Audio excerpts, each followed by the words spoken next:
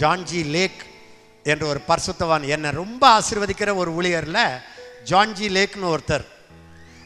அவர் American, லட்சம் மக்களை சுகமாக்குனவர்.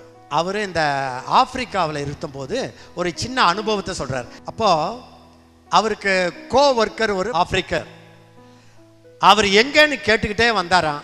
அவர் இல்லைங்க, அவர் ஒரு குடிசைக்கு போய் ஜெபம் பண்ண போயிருக்கார், ஆப்பிரிக்க ஸ்லம் ஏரியா மாதிரி. ஜான்ஜி லேக் அதை போய் அப்படி ஊர்ந்து தான் அந்த வீட்டுக்குள்ளே போகணும். போனால் அவர் ஒரு குழந்தைக்கு ஜெபம் பண்ணிக்கிட்டு இருக்கிறாரு. அந்த குழந்தைக்கு கழுத்து எலும்பு உடஞ்சி போச்சு. இவர் கத்தாவே இந்த கழுத்து சுகமாகணும்னு முழங்காலில் இருக்கிறாரு. ஜான்ஜி லேக்குக்கு கொஞ்சம் மெடிக்கல் அறிவு உண்டு, விஞ்ஞானி. இந்த குழந்தைய எடுத்து பார்த்த உடனே கண்டுபிடிச்சிட்டாரு, கழுத்து இப்படி உருட்டுது, இது நிச்சயமாக பழைக்காது, சுகமும் ஆகாதுன்னு